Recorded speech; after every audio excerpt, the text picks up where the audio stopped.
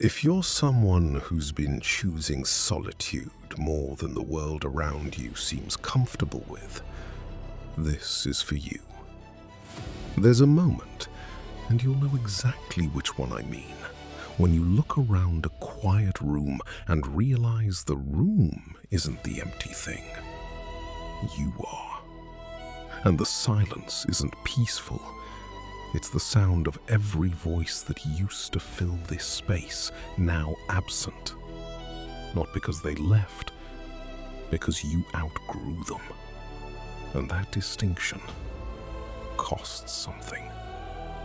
Most people treat silence like a problem to solve. They fill it with music, notifications, conversations that don't really go anywhere. Anything to avoid sitting inside it. But there's a smaller group of people who've stopped running from it. And those people have discovered something the crowd never will. Solitude doesn't ask for your company. It takes a debt. And today, we're going to look at exactly what that debt is, what it buys you, and whether it's worth paying. Here's the first thing worth knowing. A 2025 study published in Nature found that American news outlets depict solitude negatively 10 times more often than positively. 10 to 1. Which means before you've even made a conscious decision about being alone, the culture around you has already decided it's a symptom, something to fix, something to apologize for. And that framing shapes how you feel when the room goes quiet. Not because silence is dangerous, but because you've been told it is. But here's the contradiction that nobody talks about. In 2024, 56% of Americans said that time spent alone was essential for their psychological balance. More than half. So we have a culture that publicly shames solitude and privately depends on it. We've built a world that punishes withdrawal. Studies on adolescents have shown that moderate time alone leads to decreased self-consciousness, lower rates of depression, and measurably improved concentration. And this holds across age groups.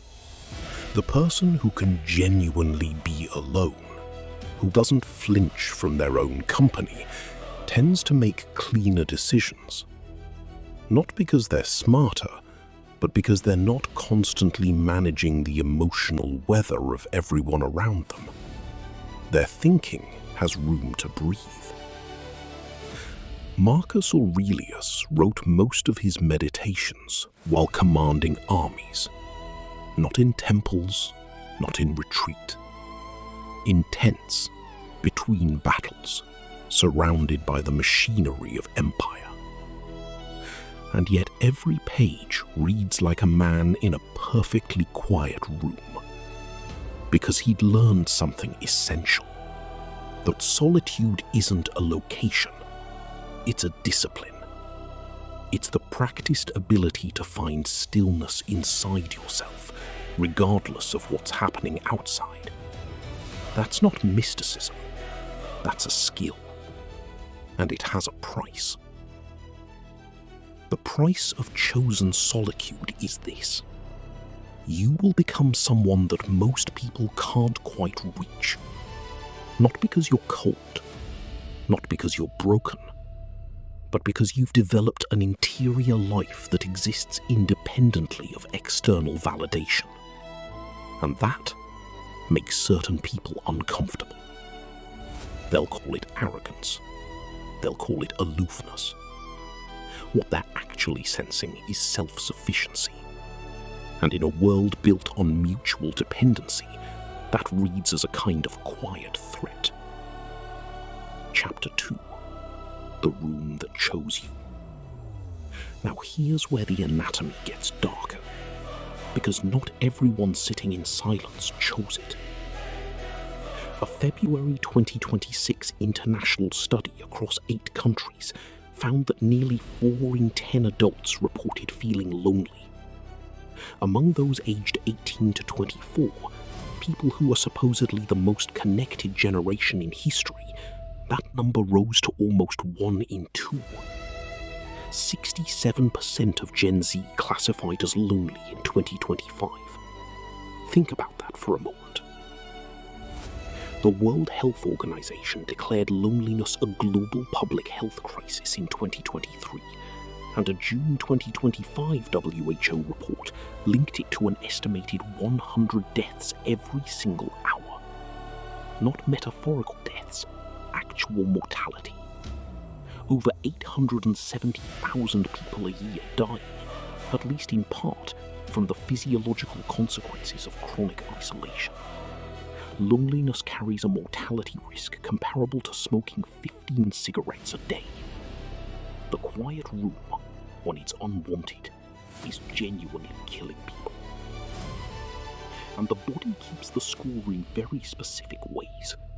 Chronic loneliness triggers elevated inflammation markers. It weakens immune function. It raises cardiovascular risk. A JAMA Psychiatry study found a 26% higher likelihood of depression in individuals with high perceived social isolation. The brain, deprived of genuine human contact, begins to treat the world as a threat, because evolutionarily, being cast out from the group was a death sentence. That ancient alarm system doesn't know how. So, we have 2 rooms. One that heals, and one that harms. And they can look identical from the outside. Same 4 walls, same silence. The difference lives entirely in whether you walked in voluntarily.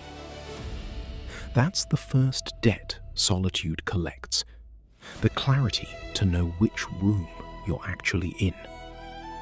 Because most people who are suffering in isolation have convinced themselves it's a choice, and most people who've genuinely chosen solitude are still carrying some quiet guilt that it isn't.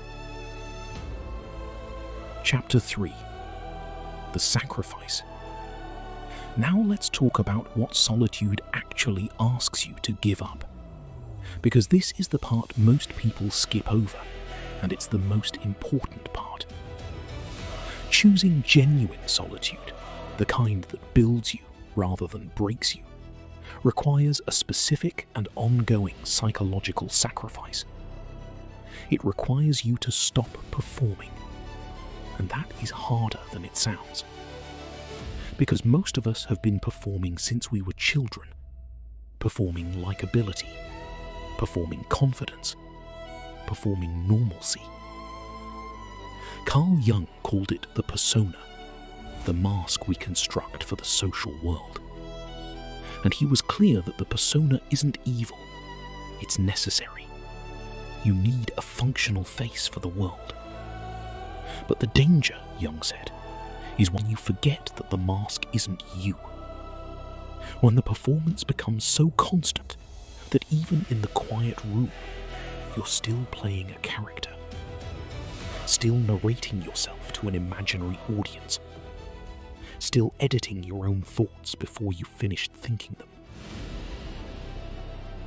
The sacrifice solitude demands is this: you have to be willing to meet yourself without the mask. And that meeting is not always comfortable. In fact, for most people, the first real encounter with their unperformed self is disorienting. Because underneath the performance, there are things you haven't looked at. Grief you set aside. Ambitions you quietly abandoned. Versions of yourself you outgrew but never properly buried. The quiet room holds all of it, and it will not let you leave without acknowledging what's in there. This is why people fill the silence, not because they're shallow, but because they're honest enough, on some level, to know that the silence will ask questions they don't yet have answers to. Scrolling through social media in a quiet room isn't rest. Research is very clear on this, Passive social media consumption actively undermines the restorative effects of solitude. You're physically alone, but mentally tethered to the performance of others. The room is quiet.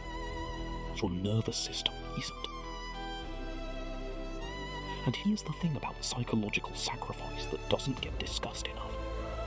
There's a version of it that looks noble and destroys you quietly.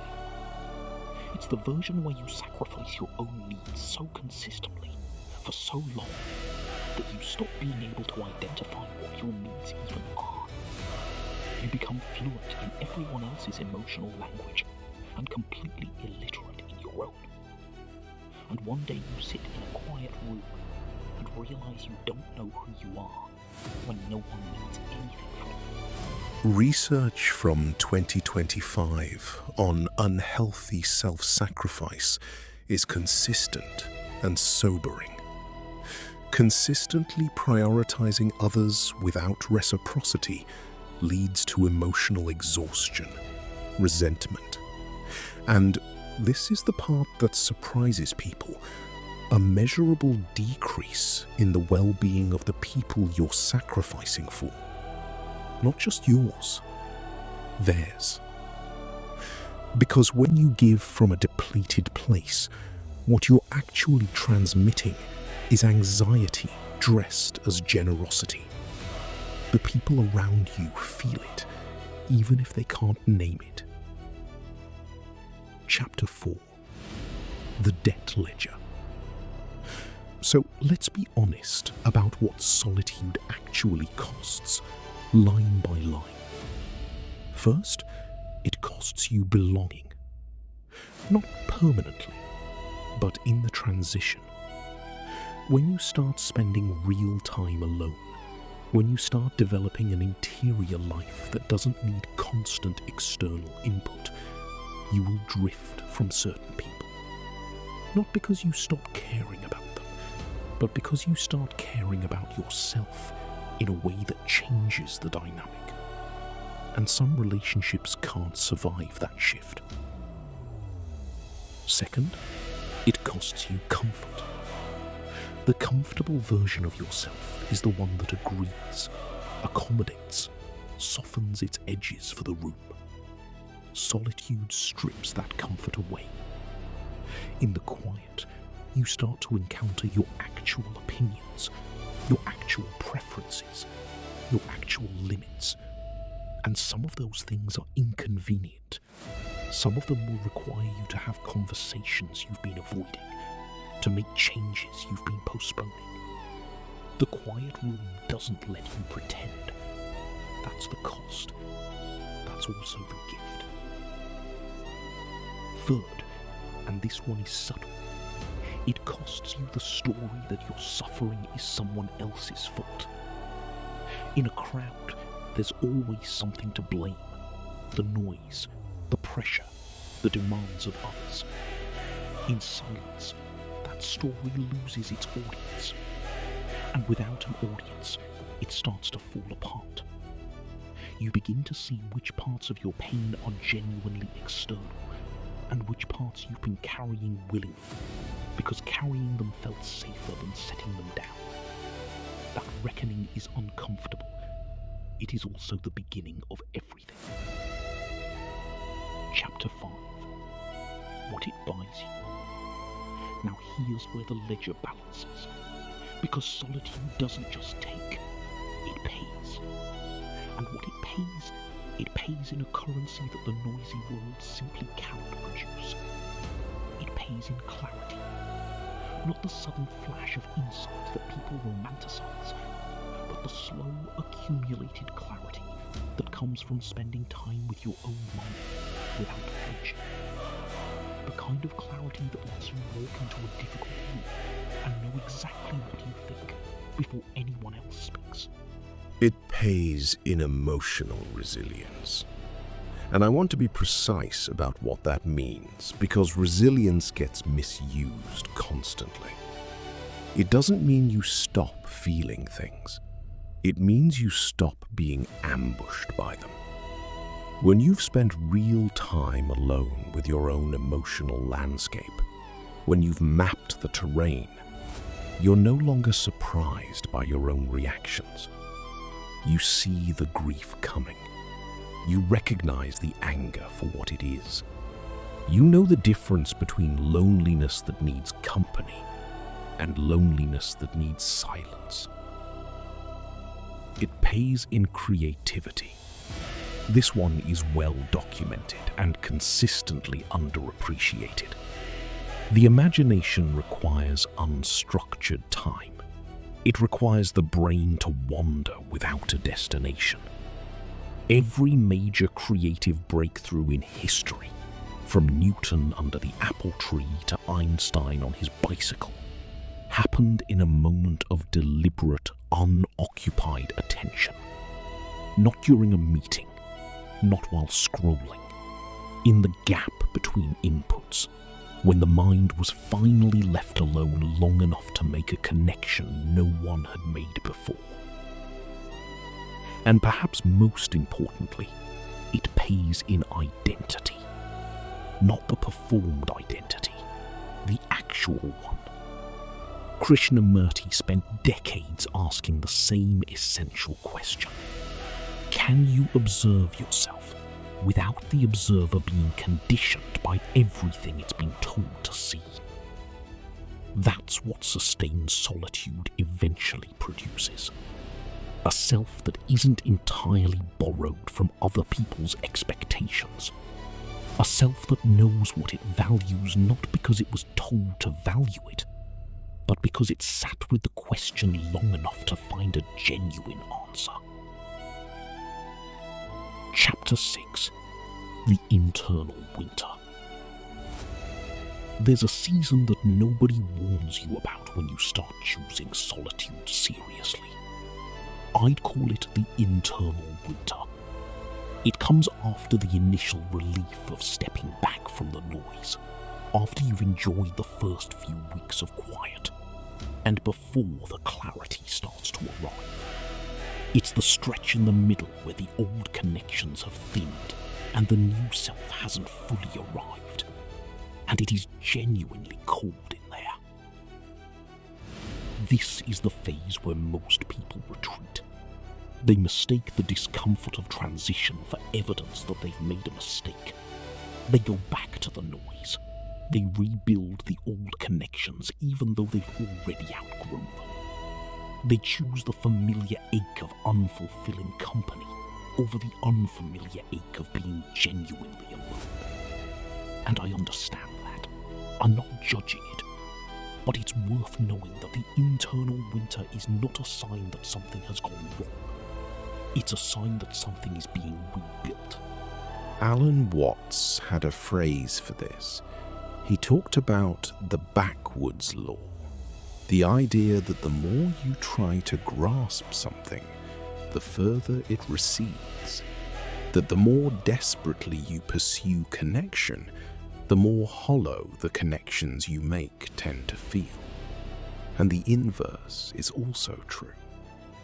The person who has genuinely learned to be alone, who doesn't need the room to be full, tends to attract depth. Not because they're playing hard to get, but because they've stopped broadcasting need, and people can feel the difference. Here's the contradiction that the research reveals and that almost no one talks about honestly. A March 2026 study tracking over 10,000 people for 7 years found something unexpected about loneliness and cognitive decline. While lonelier individuals showed weaker memory performance at baseline, meaning chronic isolation does real damage, their memory didn't actually decline faster than those who are socially connected. What isolation costs you isn't your future capacity, it's your starting point. The damage is done in the accumulation, not the trajectory. Which means the time to address unwanted isolation isn't later, it's now. Not because you're falling behind in some race, but because the baseline matters. The quality of your inner life today determines the foundation everything else is built on. And you can't build a rich interior life on a foundation of chronic disconnection. The quiet room has to be a place you chose, not a place you were sentenced to. That distinction is everything. Chapter 7. Settling the bill. So how do you actually pay this debt? How do you take the cost of solitude and make sure you're getting what you paid for? The first step, and this is the one that most self-help content skips entirely because it's uncomfortable, is to stop lying to yourself about which room you're in. Are you alone because you chose it, or because you're afraid? Are you in solitude, or are you in avoidance, wearing solitude's clothes? Those are different rooms. They require different responses. If you're in avoidance, if the quiet room is where you hide from things rather than where you go to understand them, then the work isn't to stay there longer. The work is to start building the capacity for genuine connection alongside the capacity for genuine solitude. Not one or the other, both. Because the research is clear. The healthiest psychological profile isn't the hermit, and it isn't the social butterfly. It's the person who can move fluidly between depth and withdrawal, between presence and privacy, without needing either one to define them. If you're in genuine solitude, if you've chosen the quiet room with intention, then the work is to stay in it long enough to hear what it's actually saying. Not to fill it, not to rush through the discomfort towards some imagined reward, but to sit with the full weight of your own presence until the weight starts to feel like ballast rather than burden, until the silence stops being something you endure and starts being something you understand. That transition doesn't happen on a schedule, but it does happen. And here's what I want you to carry out of this room today. One concrete thing, not a philosophy, not a practice, a question. Tonight, when the day is done and the noise has stopped, before you reach for your phone, before you turn on something to fill the air, sit with this for 60 seconds. Just 60. Ask yourself, what have I been avoiding knowing about myself? Not to answer it immediately, just to let the question exist in the room with you. Because the question is the beginning. The silence around it is where the answer lives. The anatomy of a quiet room is this: 4 walls, your history, your unfinished questions, the versions of yourself you've outgrown, and the version you're becoming. The debt of every relationship that couldn't survive your growth. The gift of every thought you finally had the space to complete. Solitude is not the absence of life. It's where life gets examined. And the people who learn to sit inside that examination without flinching, they don't come out the same. They come out cleaner, quieter, and somehow more present than anyone in the room.